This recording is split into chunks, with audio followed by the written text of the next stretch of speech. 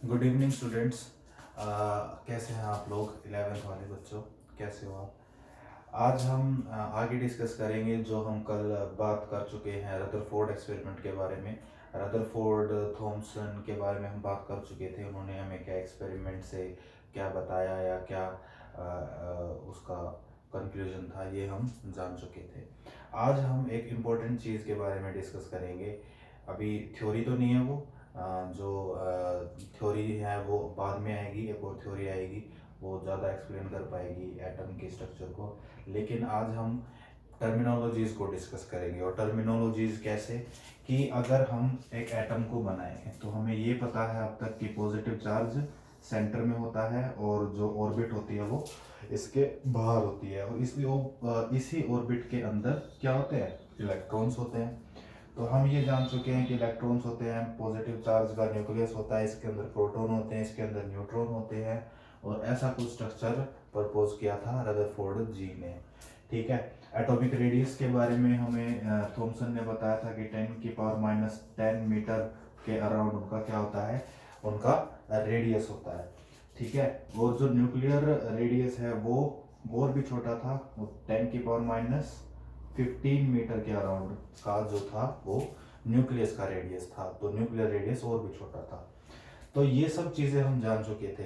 लेकिन अब ये देखिए कि मान लो कोई रिएक्शन हम अगर रिप्रेजेंट करना चाह रहे हैं या हम बताना चाह रहे हैं, तो हम बोलेंगे भी हाइड्रोजन एटम था, एक हाइड्रोजन एटम ने दूसरे हाइड्रोजन एटम के साथ रिएक्ट किया और ये बना दिया। ठीक है।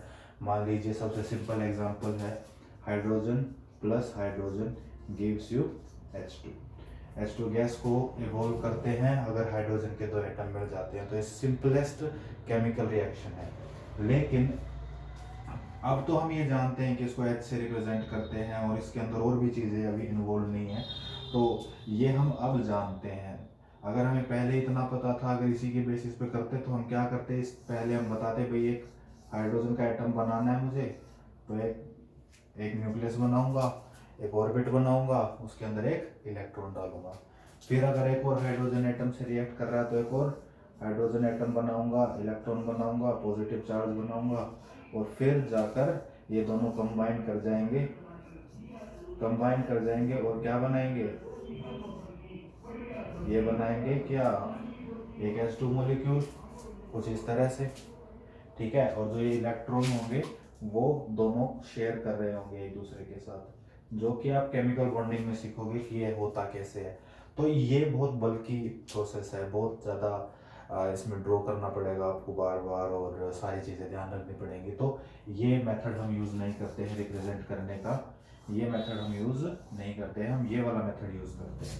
केमिकल रिएक्शंस को दिखाने के लिए हम ये वाला मेथड यूज़ करते हैं। तो इसमें ये जो सिंबल है, इसमें क्या क्या चीज़ें हैं या फिर सिंबल को क्या बोलते हैं, एटॉमिक स्ट्रक्चर के बेस पे हम इनको कैसे डिफाइन करते हैं, उन्हीं सब प्रॉपर्टीज़ के बारे में आज हम चर्चाएं करेंगे, बातें करेंगे। और फिर उसके बाद आप ये टॉपिक हमारा कंप्लीट कहलाएगा या आपको थोड़ी और नॉलेज हो जाएगी कि एटम को कैसे रिप्रेजेंट किया जाता है। तो मेनली हम आज बात करेंगे कि एटम को रिप्रेजेंट कैसे करते हैं, एटम को दर्शाते कैसे हैं, लिखते कैसे हैं पेपर पे। ठीक है।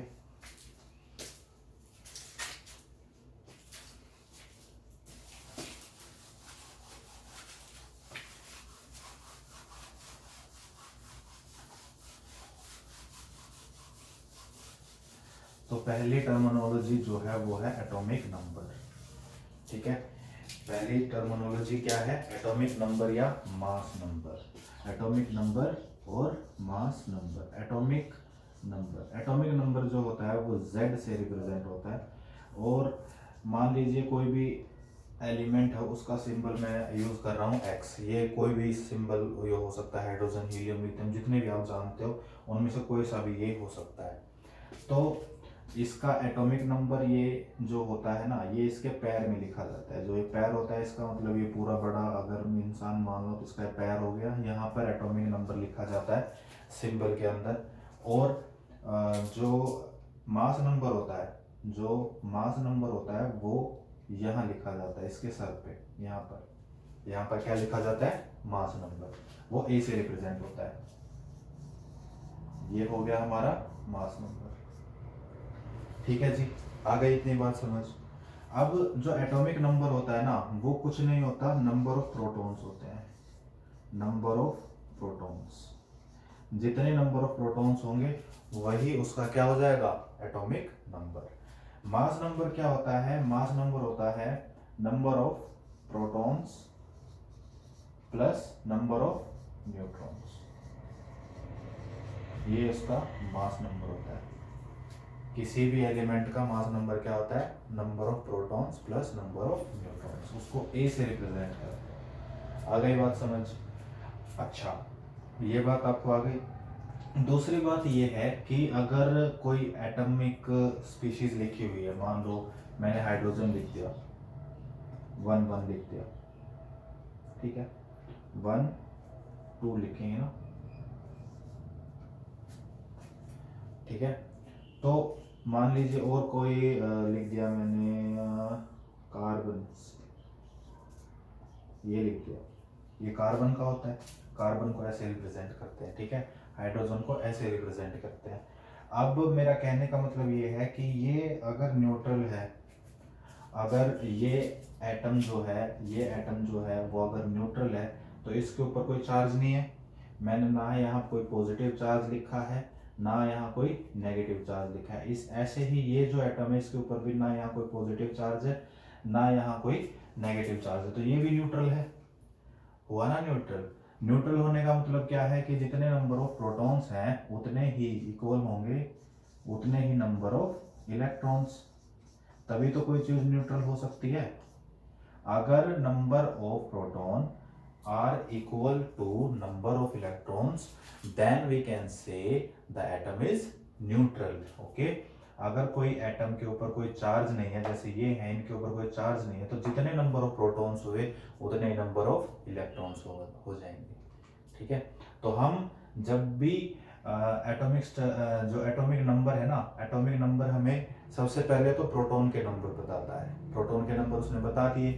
अब नंबर ऑफ प्रोटॉन्स अगर उसको पता है तो उसके बाद क्या बताएगा, अगर कोई न्यूट्रल है, वो एटम न्यूट्रल है, तो जितने नंबर ऑफ प्रोटॉन हो उतने नंबर ऑफ इलेक्ट्रॉन हो जाएंगे, तो उतने ही नंबर ऑफ इलेक्ट्रॉन हो जाएंगे। अब देखिए क्वेश्चंस जो होते हैं ना, वो जब पुटअप होते हैं तो उनके अंदर वो आपसे प्रोटॉन नहीं पूछेगा, वो घुमा फिरा के बोलेगा नंबर ऑफ इलेक्ट्रॉन्स बताओ, तो तुम चक्कर में खा जाओगे, तुम देखोगे कि यार एटॉमिक नंबर था, एटॉमिक नंबर में जितना वो नंबर आएगा, एटॉमिक नंबर जो होगा उसका उतने नंबर ऑफ प्रोटॉन हो गए, ठीक बात है। अच्छा, मास नंबर है, मास नंबर से तो मुझे न्यूट्रॉन पता चलेंगे, लेकिन मुझे इलेक्ट्रॉन कैसे पता चलेंगे, तो ये बात ध्यान रखने की है। अगर कोई एटम न्यूट्रल है तो जितने नंबर ऑफ प्रोटॉन होते हैं उसमें उतने ही नंबर ऑफ इलेक्ट्रॉन होते हैं। अब जितना पॉजिटिव चार्ज होगा उतना ही अगर नेगेटिव चार्ज होगा तभी तो वो न्यूट्रल होगा, है ना, तभी तो वो न्यूट्रल होगा, ठीक है। तो ये बात भी आपको समझ में आ गई। अब हम आगे बात करते हैं मास नंबर के बारे में। मास नंबर जो होता है वो प्रोटॉन प्लस न्यूट्रॉन्स होता है। इसको एक नाम और दिया जाता है कलेक्टिवली, इन दो को नाम दिया जाता है न्यूक्लियॉन्स। अब ये बता दो न्यूक्लियॉन्स क्यों नाम दिया गया इसे। न्यूक्लियॉन्स इसलिए नाम दिया गया क्योंकि न्यूक्लियस के हैं, सीधी सी बात है ना।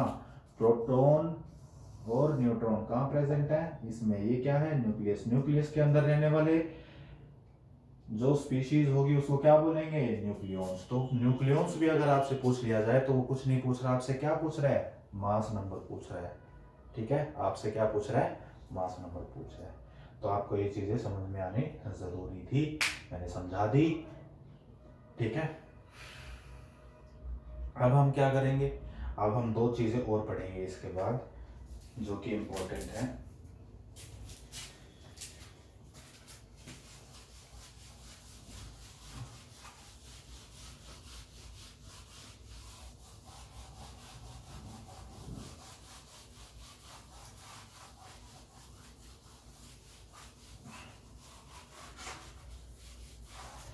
देखिए, अब दो चीजें आपकी एनसीईआरटी के अंदर मेंशन है, एक तो आइसोटोप और एक आइसोबार। एक नंबर का क्वेश्चन बहुत बार पूछा जाता है, आइसोटोप कौन से हैं, आइसोबार कौन से हैं। तो मैं एक ट्रिक भी बताऊंगा लास्ट में, पहले हम डिस्कस करेंगे कंसेप्ट क्या है, ठीक है। तो सबसे पहले आइसोबार के बारे में जानते हैं। आइसोबार्स क्या होते हैं? आइसोबार्स देख लीजिए कि जो भी मैं ये टर्मिनोलॉजी बता रहा हूँ, आइसोटोप हुआ, आइसोबार हुआ, ये हमें एक क्लास ऑफ एटम्स के बारे में बताता है कि ऐसी क्लास है। मान लो एक क्लास है, 30 स्टूडेंट की एक क्लास है। 30 स्टूडेंट की अगर क्लास है तो उसके अंदर कुछ यूनिफॉर्मिटी होगी। मान लीजिए कि कईयों की हाइट 6 फीट की है, तो 6 फीट की हाइट वाले 5 बच्चे हैं, तो 5 बच्चों को फिर हम कुछ और नाम देते हैं, भाई लंबे वाले बच्चे हैं, ठीक है। तो ऐसे ही कोई चीज़ कॉमन अगर किसी में निकल जाती है तो उस सीरीज को अलग से नाम दे दिया जाता है। तो आइसोबार्स में ऐसा क्या स्पेशल होता है? आइसोबार्स का पहले तो एक आप एग्जांपल देखिए। आइसोबार का एग्जांपल होता है कार्बन एंड नाइट्रोजन। नाइट्रोजन 714 और ये होता है 614, ठीक है। ये दोनों एग्जाम्पल किसके हैं? आइसोबार के। किसके? आइसोबार के। अब ये देखिए, अगर आइसोबार के एग्जाम्पल हैं ये दोनों एटम्स, तो इनके अंदर कुछ तो सेम दिख रहा होगा, तभी तो इनको नाम कोई हम स्पेसिफिक नाम दे रहे हैं। तो इनमें से आपको क्या सेम दिख रहा है, क्या सिमिलर दिख रहा है, क्या चीज़ आपको स्ट्राइक कर रही है? तो वो ये है ऊपर वाला। अगर आपका ऊपर वाला सेम है, यानी कि ए अगर सेम है, यानी कि मास नंबर अगर सेम है, तो उन स्पीशीज को हम बोलते हैं आइसोबार। ट्रिक क्या है याद रखने की? कई बार कंफ्यूज होते हैं बच्चे आइसोटोप और आइसोबार में। तो पहले मैं आइसोटोप भी बता देता हूँ, फिर उसके बाद आपको दोनों में ये बता दूंगा कि कैसे याद रखना है। आइसोटोप जो होते हैं उनका एग्जाम्पल आप मान लीजिए हाइड्रोजन, डिटेरियम, ट्रिटिरियम, ठीक है। आप पहली बार सुन रहे होंगे इनका नाम, आई एम श्योर। हाइड्रोजन, डिटेरियम और ट्रिटियम, ठीक है। जो हाइड्रोजन, डिटेरियम, ट्रिटिरियम है, इनके अंदर क्या सेम दिख रहा है? अब तीनों एटम्स हैं, अलग अलग एटम्स हैं ये इंडिविजुअल। इनके अंदर देखिए ये 1 सेम है, यानी कि इसके अंदर क्या सेम था? ए सेम था। इसके अंदर क्या सेम है? जेड सेम है। जेड क्या रिप्रेजेंट करता है? Number of protons. तो इनका एटॉमिक नंबर जो है ना वो सेम है। देखो 1 से ही, 1 की फैमिली से बिलोंग करते हैं ये हाइड्रोजन, डिटेरियम और ट्रिटिरियम, ठीक है। तो उन स्पीशीज को जिसके अंदर जेड की वैल्यू सेम होगी उसको हम बोलेंगे क्या? आइसोटोप। अच्छा, ट्रिक क्या है?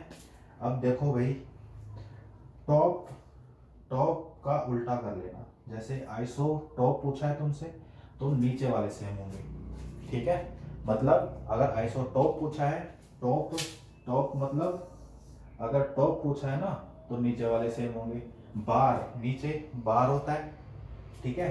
नीचे नीचे वाला मान लो बार है तो ऊपर वाले सेम होंगे। रिवर्स कर देना। ट्रिक क्या है? अगर टॉप दे रखा है, आइसोटॉप पूछ रखा है, तो बॉटम सेम होगा, बॉटम सेम होगा। इस ट्रिक से आपको दोनों चीजें काम सुधर गया।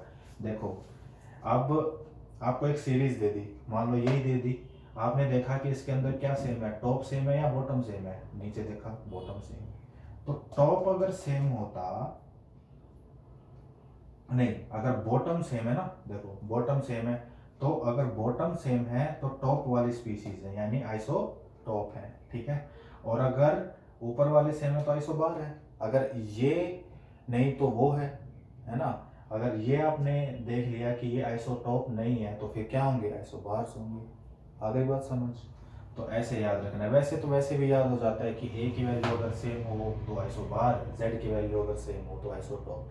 लेकिन फिर भी अगर बच्चा भूल जाए तो वो ये याद रख ले कि अगर टॉप दे रखा है, अगर टॉप दे रखा है तो क्या सेम होंगे? बॉटम सेम होंगे, अपोजिट सेम होता है उसका, ठीक है। तो ये आपके आइसोटॉप्स एंड आइसोबार्स हैं। इसके बाद एक क्वेश्चन है, वो क्वेश्चन करके देखते हैं। उस क्वेश्चन से आपको बहुत कुछ सीखने को भी मिलेगा। एक क्वेश्चन मैं आपको दे दूंगा, एक क्वेश्चन मैं आपको करा दूंगा। हार्ड वाला मैं क्या करता हूँ? करा देता हूँ।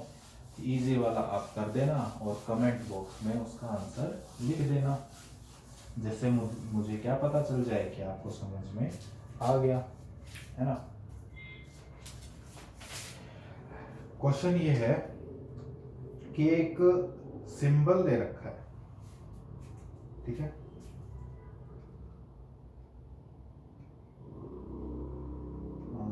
ये क्वेश्चन है कैलकुलेट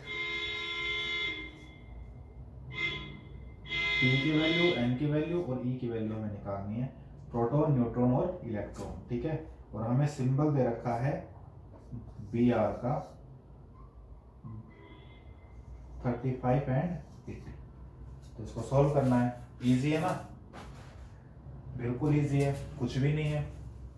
इजी कैसे है, देखो Br दे दिया, ये हमें क्या पता चल रहा है कि ये तो भाई उसका सिंबल जो है, जिस भी सिंबल के लिए असाइन किया गया वो इसका सिंबल हो गया, ठीक है, एटम का सिंबल हो गया। तो ये तो बात क्लियर है। ये जो नीचे दिया होता है ये हमारी Z वैल्यू होती है, ये ऊपर जो दिया होता है ये A वैल्यू होती है। एटॉमिक मास जो होता है ना, एटॉमिक मास जो होता है, एटॉमिक मास A जो होता है वो क्या होता है, वो होता है प्रोटॉन प्लस न्यूट्रॉन का सम। क्या दे रखा है 80। नीचे जो होते हैं वो नंबर ऑफ प्रोटॉन्स होते हैं, यानी 35 दे दिया। तो इस प्रोटॉन की जगह मैं यहाँ क्या लिख दूँ 35। तो न्यूट्रॉन आ जाएंगे। प्रोटॉन तो पहले ही पता चल गया, देखते ही पता चल गया कि 35 है।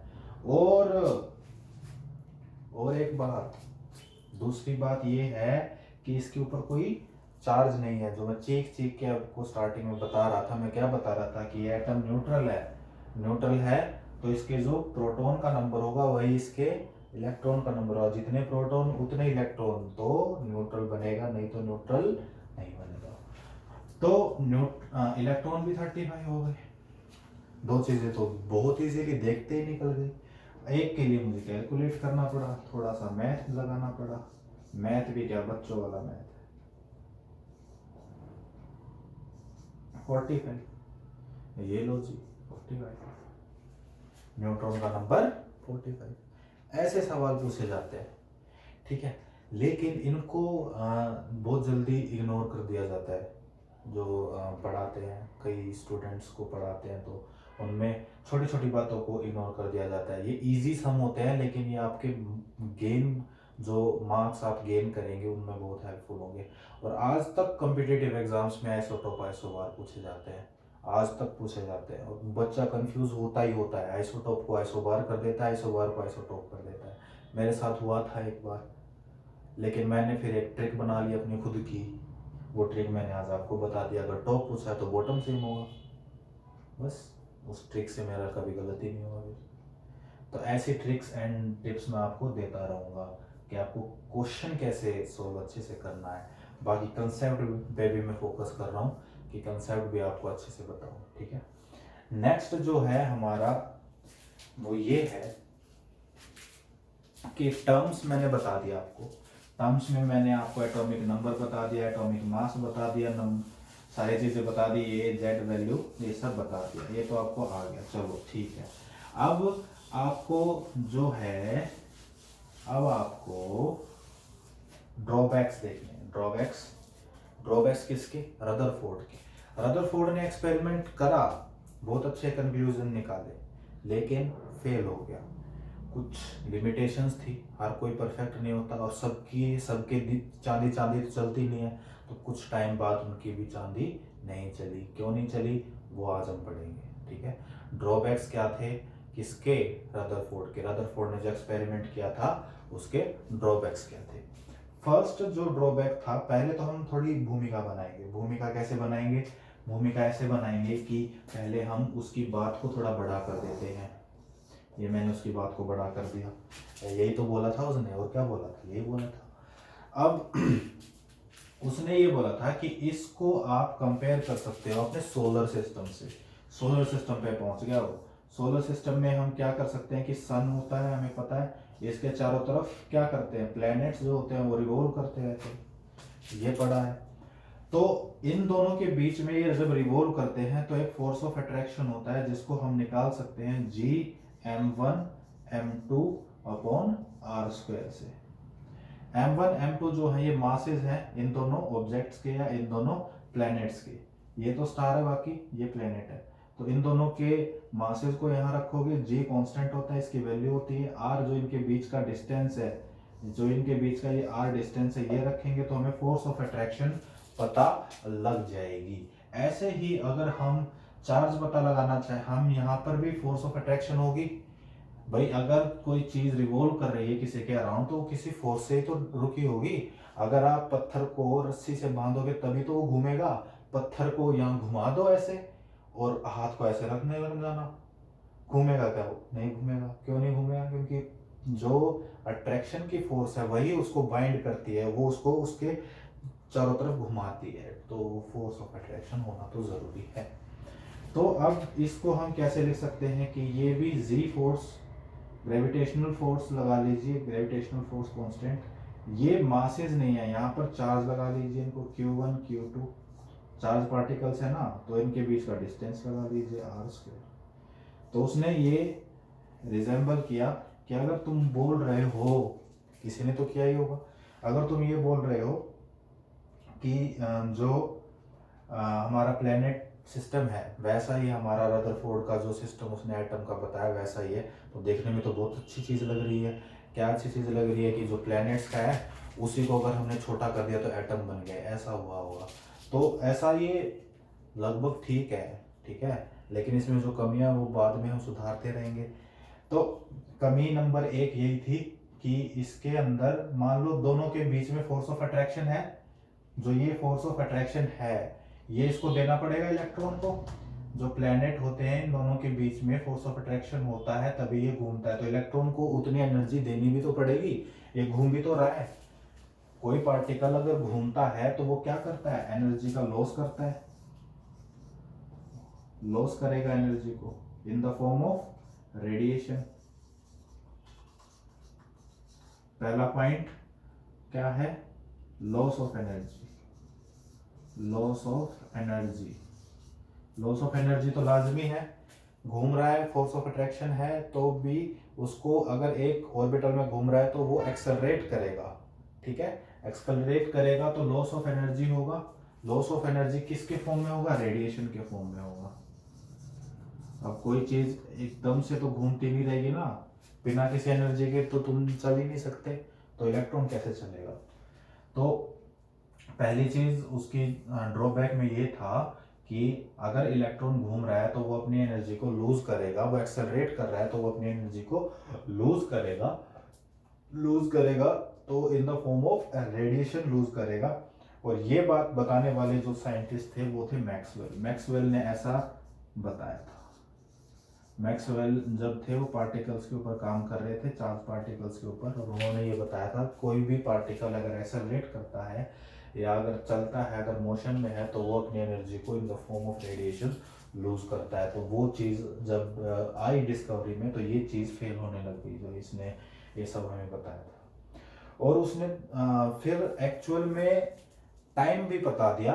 टाइम भी ये था कि 10⁻⁸ सेकेंड टाइम लगेगा इस इलेक्ट्रॉन को स्पाइरली इसके बिल्कुल पास आ जाने में, ठीक है। तो वो इसी ऑर्बिटल में नहीं घूमता रहेगा, अगर इसी ऑर्बिटल में घूमेगा तो ये इस लॉ को फेल कर देगा कि कोई भी चार्ज पार्टिकल अगर जाता है तो वो एनर्जी लूज करता है। अगर उसे एनर्जी लूज करनी है, अगर उसने एनर्जी लूज करी है तो वो इतने डिस्टेंस पर नहीं रह पाएगा, फिर उसको पास आना पड़ेगा, क्योंकि फोर्स ऑफ अट्रैक्शन तो चाहिए। फोर्स ऑफ अट्रैक्शन ही उसको जो बाइंड करके रखे हुए है, तो वो उसके पास आता रहेगा, पास आता रहेगा, पास आता रहेगा। और इतने टाइम के बाद, इतने टाइम के बाद क्या होगा? वो इलेक्ट्रॉन इसके अंदर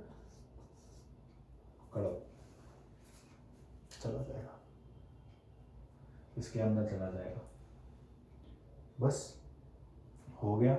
तो ये पॉसिबल नहीं है। अगर इलेक्ट्रॉन ही न्यूक्लियस के अंदर इम्बाइंड हो गया तो फिर एग्जिस्टेंस ही नहीं है। जो उसने बताया था रिवॉल्व कर रहे हैं, कल देखा रिवॉल्व कर रहे हैं, परसों देखा रिवॉल्व कर रहे हैं, एक्सपेरिमेंट में दिख रहा है वो रिवॉल्व कर रहे हैं, लेकिन वो एक्सप्लेन नहीं कर पाया इस बात को कि वो रिवॉल्व कर रहे हैं तो वो कैसे कर रहे हैं, ये वो नहीं एक्सप्लेन कर पाया, ठीक है। तो दूसरी लिमिटेशन यही थी कि वो स्टेबिलिटी जो है, स्टेबिलिटी जो है कि एटम जो है वो स्टेबल है, स्टेबिलिटी ऑफ एटम जो है उसको एक्सप्लेन नहीं कर पाया। एक तो ये, और एक ड्रॉबैक और था, एक ड्रॉबैक और क्या था कि वो बोले जा रहा था, ये क्या बोले जा रहा था वो अभी बताते हैं, क्या बोले जा रहा था वो, ये बोले जा रहा था वो